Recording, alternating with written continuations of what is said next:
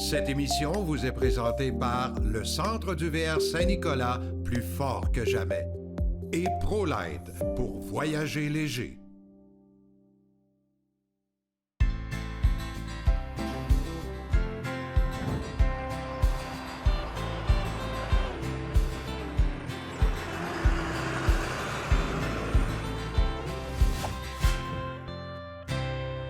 Au moment où on enregistre cette rencontre avec Olivia Jacques de la CEPAC, ben Dame Nature nous donne un peu de soleil, mais c'est encore frais, là. Ça s'en vient, la saison s'en vient.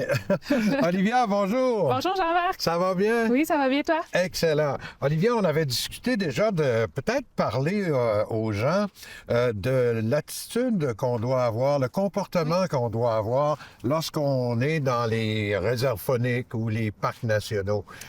Je pense que tu as des conseils à nous donner là-dessus. Oui, si on va être un visiteur ou un campeur parfait, là, j'ai quelques conseils pour vous. Ça commence vraiment au tout départ en réservant son terrain ou son emplacement, son prêt à camper à l'avance. Donc, ça, c'est un point. On n'arrive pas à l'improviste dans un camping d'une réserve ou d'un parc. Vous pourriez être déçu. En fait, c'est l'été, les périodes achalandées, c'est vraiment important. Là, si on veut s'assurer d'arriver sur place, que notre terrain soit prêt, notre prêt à camper soit prêt, qu'il reste la disponibilité. Là, je pense aux semaines de la vacances de la construction, là, on pourrait arriver, on pourrait se cogner le nez à une porte. Là. Puis d'autant plus cette année, il y a beaucoup plus de gens qui vont rester au Québec. Hein? Oui, exact. Donc, il va y avoir un achalandage chez vous. Là. Oui, exact. On vous invite là, vraiment dès maintenant là, à regarder sur le site web là, où que vous voudriez aller et réserver votre emplacement. Vous pouvez même payer vos droits d'accès au parc à l'avance. Comme ça, tout est réglé. Bon. Là. Oui. Une fois qu'on est arrivé, là, on se comporte pas n'importe comment. Il faut quand même avoir une espèce d'éthique. Là. Exact. Là, je pense notamment là, aux gens, là, respecter ses voisins. Très important, là, limiter le bruit en dehors des heures. Là. Il y a des couvre-feux souvent dans les parcs nationaux, dans les campings. C'est vrai, il y a des couvre-feux. Oui, exact. Je pense aussi aux génératrices utilisées là, pour les motorisés. Ça, c'est important. J'ai écrit dans le journal là-dessus. Là. Il y a des gens qui partent leur génératrice à 6 heures le matin. Le voisin à côté, là, il l'a dans les oreilles. Oui. Puis c'est pas agréable trop. Il faut avoir un peu de respect. Là. Exact. On utilise un peu notre bon sens, mais on veut pas réveiller ou déranger nos voisins. Donc, il y a ça aussi. Mais aussi, quand on fait des activités dans les parcs nationaux, très important, là, il y a des règles à suivre. Par exemple, il faut respecter les sentiers qui sont délimités, balisés. Ça peut, si on met les pieds à l'extérieur de ces sentiers-là, on peut détruire la flore, on peut nuire à la régénération des plantes. On peut penser aussi à des animaux qui font de la nidification dans ces endroits-là. Oui, tout à fait. Donc, très important, là, on respecte les sentiers qui sont balisés. Toutes les indications sont là, il n'y a aucun problème. Sinon, je parle aussi d'animaux. Il ne faut pas nourrir les animaux non plus. Il faut ramasser ses déchets parce que les animaux, ils peuvent tomber malades avec la nourriture qu'on leur donne. C'est beau, un petit canard, mais il ne faut pas lui donner le pain, la rôtie du matin. Là, exact. Il peut être malade. Ça nuit aussi, ça diminue leur instinct de subsistance. Ça nuit à leur comportement naturel. Donc, il faut éviter ça. Ramasser ses déchets aussi. Nous, à la CEPAC, la mission, c'est vraiment de conserver le territoire pour les générations futures, mais simplement aussi pour les prochains visiteurs. Donc, on ne veut pas laisser des déchets sur place. Là. C'est un peu désagréable. Donc, on vous suggère d'apporter un sac là, en randonnée, quand vous faites vos activités, là, un sac de poubelle là, sans problème. On ramasse les déchets. Même les cœurs de pommes ou les pelures qu'on pense biodégradables, ça peut nuire ça aussi aux écosystèmes là, naturels. Là. Donc, un petit truc de ce côté-là. Sinon... c'est des bons trucs. Moi, je rajouterais aussi les fumeurs. Là. Il y en a encore pas mal, là, mais les fumeurs là, qui se promènent dans les sentiers qui tirent la cigarette dans le bois, là, c'est dangereux. C'est dangereux. Là. Oui, souvent, l'été, on a des périodes de sécheresse, là, donc est vraiment à éviter, effectivement. Puis aussi, même juste les feux de camp. À chaque jour, on met à jour les guides selon les normes de la SOPFEU. Si on a le droit de faire un feu ou pas. Donc, vérifier à tous les jours. Il faut vraiment respecter ça. On ne voudrait pas créer justement de feux de forêt inutiles. Puis en terminant, Olivia, c'est pas tous les parcs ou toutes les réserves qui acceptent les chiens. Oui, bon point. On en offre depuis 2019. Il y a plusieurs parcs qui offrent l'accès aux animaux maintenant. Évidemment, ce ne sont pas tous les emplacements ou tous les sentiers qui les acceptent. Donc, on peut aller sur le site web de la CEPAC, section animaux.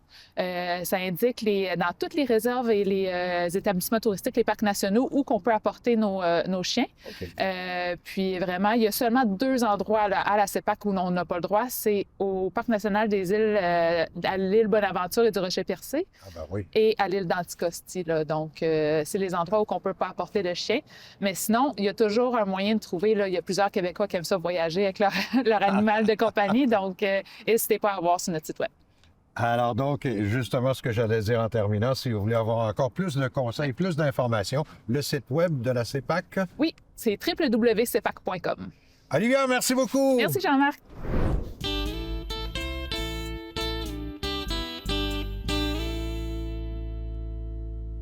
La dernière fois que je suis venu à Montmagny rencontrer mon ami Jérôme Bélanger. Salut bonjour, Jérôme.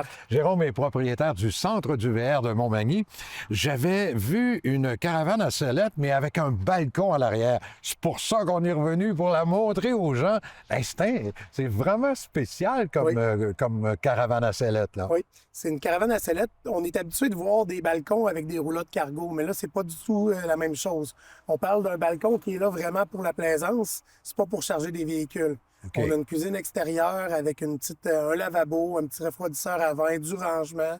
La particularité qu'on a aussi, c'est que le balcon, pas le balcon, mais l'espace intérieur est accessible, même si le balcon est fermé. Alors, quand le balcon est fermé, on peut rentrer quand même par l'arrière. Oui. Donc, ça peut faire un mode room, puis il y a un garde-robe à l'entrée, à l'intérieur de la roulotte. Et l'intérieur de la roulotte, quelle beauté, hein? C'est vraiment moderne, oui, là. Très lumineux, très clair. L'éclairage au LED, ils ont intégré des petits éléments design là, vraiment particuliers. Il y a ce qu'on appelle des rallonges, des extensions ou des slide-out en chinois, là. 3 extensions. Il y en a 3 comme ça? Oui. Et à partir de ça, ça nous permet d'avoir un grand salle à dîner, salon, là, tu sais, on a de l'espace. C'est énorme, il y a un grand îlot, pas de lavabo dedans, c'est vraiment un îlot, une grande surface de travail, avec 2 tabourets en dessous. Vous avez 2 divans, une table 4 chaises, mais on peut asseoir jusqu'à 10 personnes confortables à l'intérieur. 10 adultes assis pour un souper entre amis. Oui. Et on peut coucher combien de personnes? Ça couche 4 personnes. 4 personnes? Oui. Ah, les fauteuils font... Un divan-lit, puis le grand lit-king à l'avant. C'est un lit-king? Oui. C'est vraiment spécial, mais vous en avez pas mal de roulottes caravane à sellettes, là. Oui, on a pour tous les goûts. Dans tous les plans de plancher. Exactement. Les familles, les couples, les petites roulottes aussi pour ceux qui vont dans les parcs nationaux, ces choses-là. On a tout. Vraiment, vous avez un inventaire imposant à Montmagny. Il faut que les gens viennent voir ça. Oui, ça vaut la peine de se déplacer. Ça vaut la peine, hein? Oui. Donc, c'est facile, on prend la 20. 35 minutes des ponts. À 35 minutes des ponts vers l'est.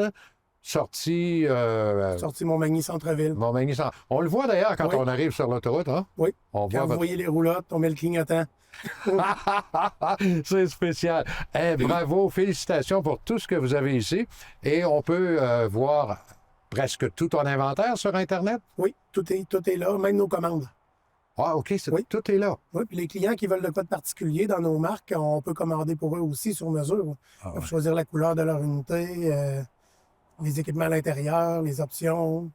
Si on a toute l'information sur le site Internet, Centre du VR. Sur le site Internet ou directement au téléphone, vous venez nous voir. centreduvr.com. Oui. OK?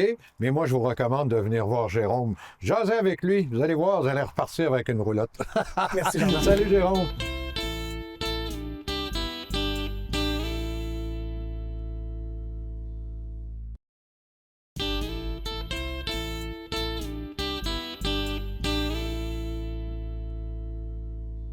Je vous ai parlé régulièrement et je vais continuer de vous en parler de la FQCC, Fédération québécoise camping caravaning. Et cette semaine, je voudrais aborder un volet différent, le volet des activités. Et je rencontre Lynne Desrochers, qui est directrice générale adjointe de la FQCC. Bonjour. Ça fait plaisir de vous rencontrer. Plaisir également. Et Là, on va parler d'activité, mais on ne peut pas parler d'activité sans parler de l'ouverture de la saison. Bien sûr. Là, parlez-moi de ça, cette grande ouverture-là. L'ouverture, en fait, c'est notre lancement. Ça marque le lancement officiel de la saison de camping. C'est un très grand rassemblement où est-ce qu'on accueille de 800 à 1000 équipages. Oh là! Donc, on parle de pas loin de 2000 personnes. 2000 et plus. Et plus, oui.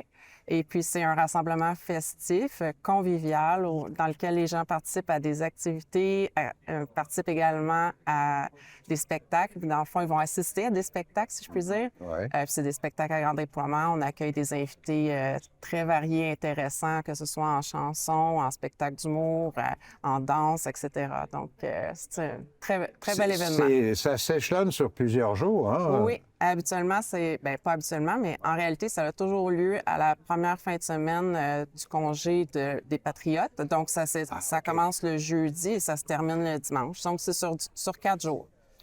Est-ce que ce rassemblement d'ouverture-là, comme toutes vos activités que vous faites durant l'année, est-ce que c'est réservé strictement aux membres ou c'est des non-membres peuvent y participer en s'inscrivant quelque part? Exactement. Les non-membres sont toujours les bienvenus, ils peuvent s'inscrire. Pour s'inscrire, en fait, c'est de compléter le formulaire d'inscription qui est sur notre site Web.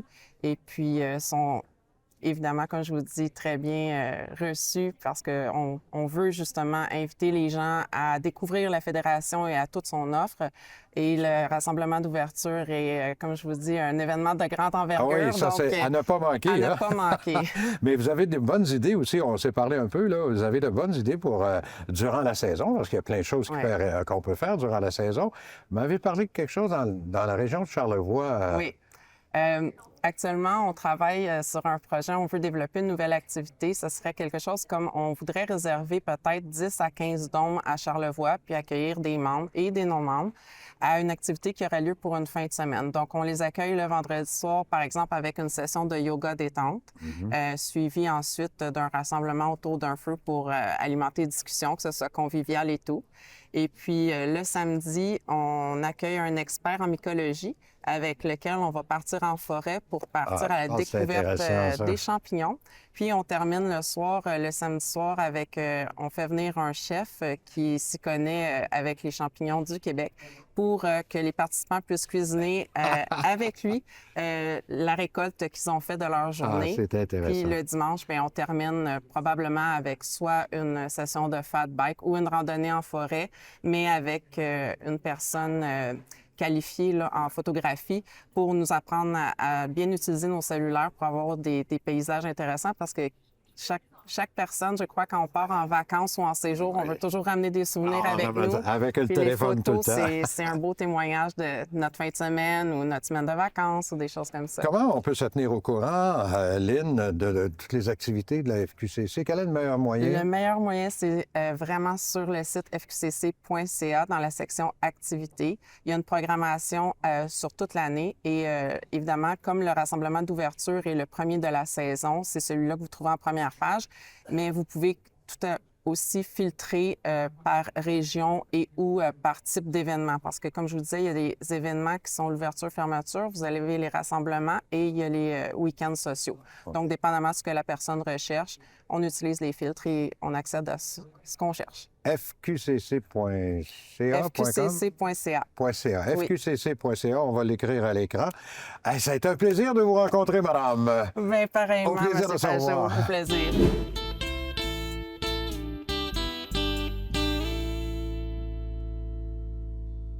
Steve, la dernière fois qu'on a fait une entrevue, la semaine dernière, on a parlé évidemment de tout l'ensemble ici, VA Custom, mais il y a un aspect que je voulais revenir, c'est au niveau des assurances.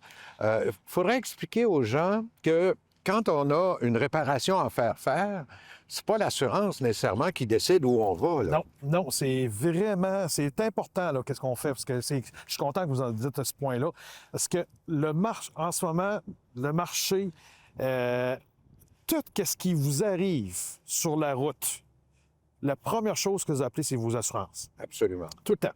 Puis quand l'assurance vont demander, ils vont dire, c'est qui? OK? Et là, vous allez dire, VA Custom. OK, c'est une bonne VR affaire. Custom, facile. C'est important de les aviser tout de suite en partant parce qu'ils vont vous envoyer à une place qu'eux autres réfèrent. Ouais. Mais c'est juste la semaine passée, j'ai 3 places, c'est 3 véhicules qui sont rentrés ici. C'est un monsieur de Nouveau-Brunswick, un monsieur de Gatineau. Ouais. Ils prennent un rendez-vous pour le body shop. Il arrive, puis il arrive avec quel véhicule? Ouais, mais ça rentre pas dans ma chambre à peinture. Voyons, je suis pas capable de le faire. Mais le client, là, ça fait 2 mois, 1 mois qu'il attend son rendez-vous, 2 mois. Puis là, il arrive, là, il faut qu'il recommence à zéro. Puis c'est pour ça que VR Custom, on est vraiment spécialisé dans le VR, puis on fait de tout. Quand vous rentrez dans le body shop, c'est 55 pieds la chambre à peinture, on va prendre des photos, 55 pieds, 20 pieds de large. T'sais, on rentre n'importe quel véhicule. C'est ça que le monde, au début, ils ne savent pas. C'est vraiment, vraiment important de dire où est-ce qu'on va, puis d'avoir la bonne place pour gagner du temps, parce qu'on perd du temps, c'est de commander les pièces, tout ça. Puis, tu sais, la personne qui a été 6 semaines à attendre, moi, quand il arrive là, ici, là, c'est pas demain que je le fais, là. Je suis encore à 3, 4, 5 semaines d'attente. C'est pour ça, là, c'est pas tout le temps évident. Là. Dans l'hiver, c'est correct, là, février, mars. Mais quand on rencontre un mois de mai, le mois de mai, on est tout le temps 2, 3 semaines d'attente. C'est pour ça que c'est pour gagner du temps. C'est d'envoyer vraiment, de le dire. C'est ça, donc, le message à retenir aujourd'hui, c'est de dire aux gens qui nous écoutent, si vous avez un pépin, la première chose que vous faites, c'est bien sûr d'appeler vos assurances et leur dire tout de suite, là, moi, je veux faire réparer chez VR Custom. Oui, c'est ça, une place vraiment qu'on prend en charge au complet, puis qu'on a une grosse chambre à peinture, puis qu'on fait le carrossier au complet, et non d'avoir un gars sur le coin qui fait de l'automobile, puis qui ça fait virer de bord. C'est pour ça que c'est pas pareil, c'est pas les mêmes équipements. Non, effectivement. C'est pas la même peinture. Moi, la peinture, c'est du Siken. Tous les véhicules qui sont peinturés aux États-Unis sont peinturés de la Siken. Okay. On prend la même base, ça veut dire qu'on n'aura pas de différence de couleur, tout ça, avec le scanner. On a un scanner qui va vieillir. Mais tu sais, il faut partir avec la bonne chose, là, tout ça. Moi, je peux le confirmer parce que j'ai déjà fait réparer mon VR chez VR Custom, puis... Plusieurs fois. C'est ma femme qui conduisait. Oh, Thomas! Oh! Et j'ai fait changer une porte de coffre, là, mais la peinture était identique. Même si le véhicule est âgé, là. C'est ça, le scanner va la vieillir. Il va vieillir. Si la peinture a 2 ou 3 ans au soleil, il va la vieillir, puis on ne verra pas le ça, je trouve ça extraordinaire. C'est toutes des petites choses de même que VR Custom est vraiment plus en avant-garde, là. Il y a des photos sur le site, toutes, que vous pouvez voir qu'est-ce qu'on fait, de donner des exemples qui vont vous aider. Monsieur Ross, considérez-vous comme salué. Bonne semaine, à la semaine prochaine. Merci. Bye.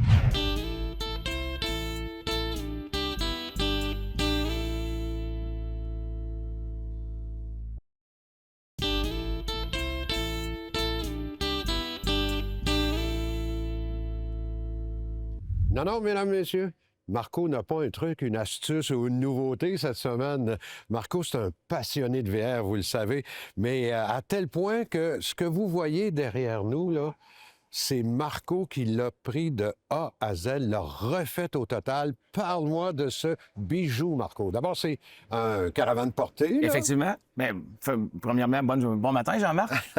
Et puis, en fait, tout a commencé à la foire du VR la saison dernière, d'accord? Ouais. Dans la foire, M. André Marceau, il vient nous voir et puis il visite les caravanes neuves, puis on discute avec le monsieur, un monsieur d'un certain âge, et puis il nous annonce que lui, il y a une caravane qui a été faite par Ford dans les années en 73.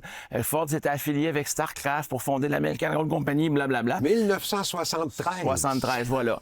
Fait que là, il nous montre quelques photos, puis moi et ma soeur, il montre un intérêt en disant, si un jour vous voulez vendre la caravane portée, on serait acheteur parce qu'on voudrait réellement la refaire comme à l'origine avec les coloris et compagnie.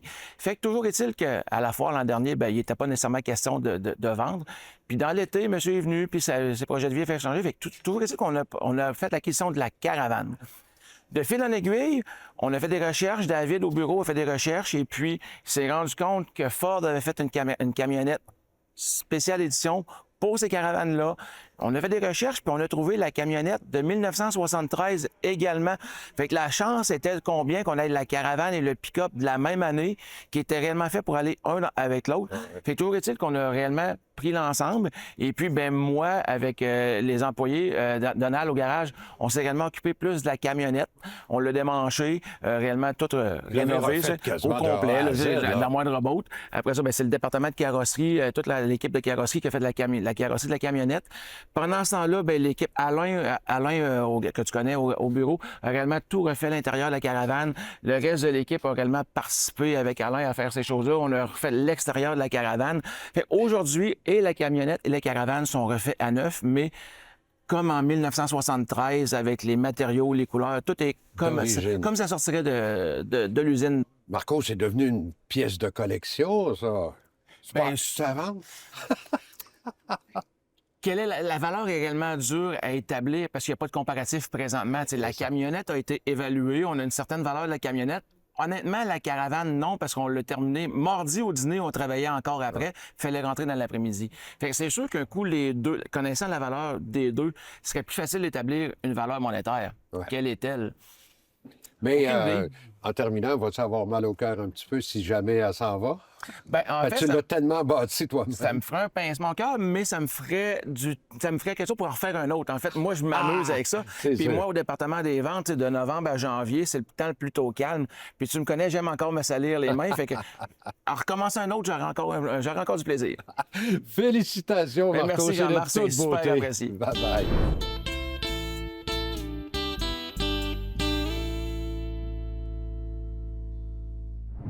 Vous prévoyez un voyage aux États-Unis avec votre véhicule récréatif ou même avec votre voiture, votre moto? Il y a vraiment une chose importante à retenir. Vous devez avoir de bonnes assurances. Mais savez-vous que la SAAC va vous aider là-dedans?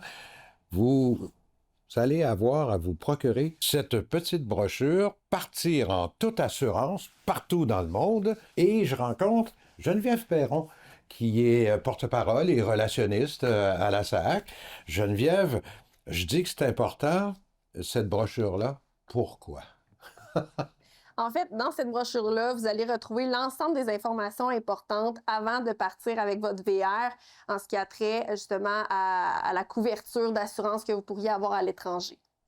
Donc, la SAAC s'occupe de nous, en dehors de la province de Québec, là. Exactement. Si vous êtes victime d'un accident de la route, autant au Québec qu'à l'extérieur, vous allez être pris en charge par la SAAC en ce qui a trait à vos blessures. Donc, il y a des assurances genre responsabilité civile aussi, que la SAAC peut nous aider? Bien, en fait, nous, on va s'occuper de ce qui est dommages corporels. En ce qui a trait aux dommages matériels, là, ça va être les assureurs privés. Puis, ça va être important avant de partir de se munir de 3 assurances si vous ne les avez pas déjà autrement. En fait, il y a l'assurance responsabilité civile, comme vous l'avez mentionné, qui, elle, va vous permettre d'avoir une couverture matérielle et pour les dommages corporels aussi, mais pour les gens qui vont être impliqués dans l'accident qui, eux, n'ont probablement pas une couverture de la SAAC s'ils viennent de l'extérieur du Québec.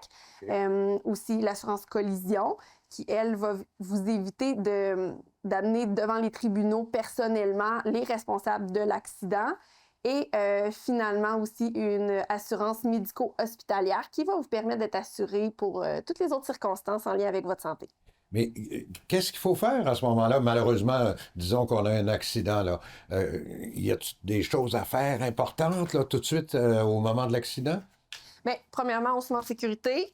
Ensuite, si notre état de santé le permet, bien, ça va être important de rester sur les lieux de l'accident, de ne pas se commettre en faute par rapport à l'incident qui vient de se passer, mais d'appeler tout de suite la police, d'obtenir une copie du rapport de police, aussi de prendre en note les coordonnées des gens qui font partie de l'accident et de garder avec vous toutes les factures, toutes les reçus en lien avec les dépenses liées à l'accident. Puis bien sûr, nous appeler le plus rapidement possible, prendre le téléphone, appeler la SAAC et surtout ne signez pas de documents tant et aussi longtemps que vous ne avez pas appelé.